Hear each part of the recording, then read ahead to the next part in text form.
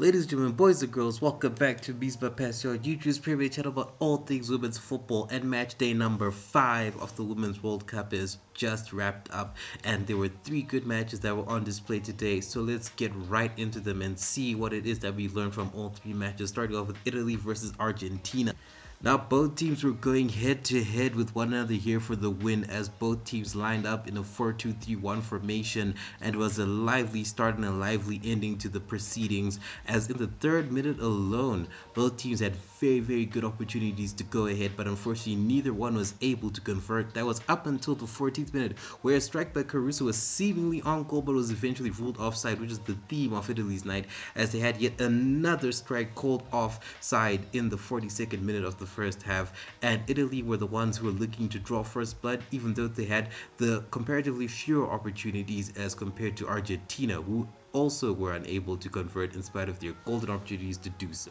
Both the first half and the second half of the game were mesmerizing football, as Italy and Argentina were eager to be the victor, and in the end it would turn out to be Italy who came out on top with an 86-minute strike from super sub Cristiano Girelli, the veteran who I recommended that you should watch, coming in to score a header from a beautiful cross for Italy to seal all 3 points and the win overall. There were stand-up performances across the entire pitch, as the goalies from both teams were doing their very best, of course up until the 86th minute, to make sure that their team stayed in the game, and both credit goes to those goalies, as well as the debuting starlet Dragoni, who had a very good performance in my opinion, and she looked fearless and she looked like she had so much experience on the biggest stage here at the World Cup, even though it was her very first start for Italy at a World Cup. So she is definitely one to watch, and I personally think that Barcelona do have an absolute gem on their hands. Another player who was on point this time was for Argentina, and was Benini, who was dictating the play for Argentina and looked imperious on the pitch, and she had a particularly mesmerizing moment in my opinion, where in the 25th minute she was being marked down by 2 of the Italian defenders and managed to beat both of them with some scintillating footwork. So definitely going to the next game, Benini is going to be another one to watch. And for Argentina, it was very unfortunate that they could not come away with the win, as both they and Italy were worthy winners here. Personally, if I could, I would have given them 3 points each for just the beautiful display of football that was on show for both teams here. But unfortunately for them, they ended up being on the losing end, but they can hold their heads up high that they put in a very good performance in attack and in defense and even in the middle of the park. And going to the next game, they will look to be way more sharper up front and convert the chances way better than they did in this game. And as for Italy, it is a very promising start to their World Cup campaign. Like I said before, the inclusion of Dragoni shows that Italy have a very strong squad, from the youths to the experienced players,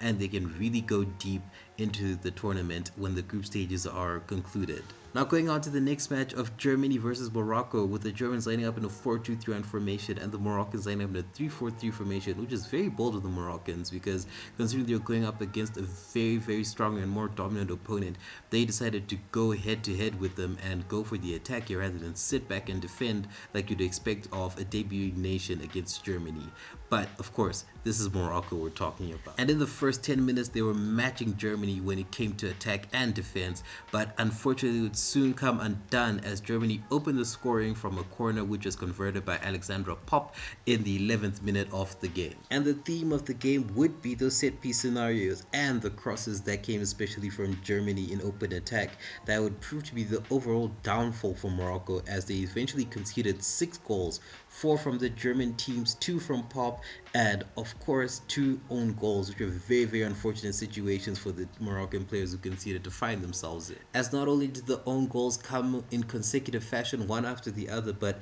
the first one was unfortunately an attempted clearance that was going out, but unfortunately one of the Moroccan players, Al-Hajj, got in the way of that clearance to stick it into the back of the net. And the second own goal came from the 78th minute, where Redouane was doing her best to clear her lines from a German corner, but she just couldn't get there in time, and unfortunately it went into the back of the net. Given the issues surrounding Germany in the build-up to the World Cup regarding their players getting injured, in addition to their performances in the build-up to the World Cup, such as their last-minute loss to Zambia, a lot of people were expecting Germany to struggle, especially against Morocco, who are very good opposition. But the Germans did give a very, very strong display of what they can do in this tournament, and it was a very good way for them to get themselves off the mark and into the next game of the group stages. And as for Morocco, in spite of the scoreline, they did look very strong in defeat, as even when the score was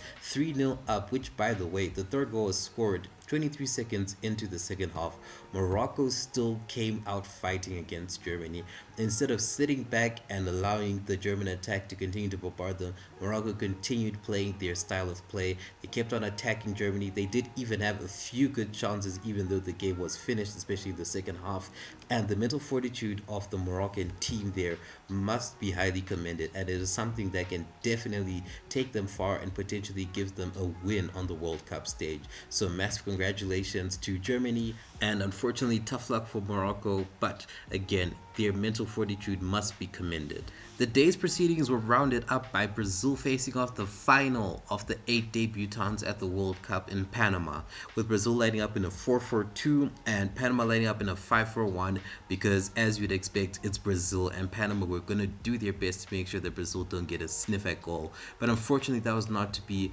as in the first 40 seconds Brazil already were on the attack and nearly converted had it not been for some very great defending from Panama. However, in spite of the Panamanian efforts, just like Thanos, it was inevitable for Brazil to score, which they eventually did in the 18th minute after a beautiful cross to Borges was converted to give the Brazilians the lead. Going into the halfway point of the first half, Brazil were admittedly wasting some very golden opportunities to convert and put the game to rest. I'm not too sure what that could have been about. It could have simply been knowing that the result was inevitable, or a little bit of some rustiness on behalf of the players. But luckily enough, the wastefulness would soon come to stop, as in the 31st minute, Borges would get her second goal of the game and make sure that going into the second half, Brazil were on top. And it will be business as usual for the Brazilians, as in the 47th minute, another great team goal was finished off by Zanerato to give Brazil the 3-0 lead. And in the 78th minute, the scoring was rounded up by yet again Borges, who scored a hat-trick on her debut, as mentioned earlier, to make sure that the score finished 4-0 to Brazil. For Brazil, it was standard procedure as they got their World Cup campaign off to a flying start, just like Germany,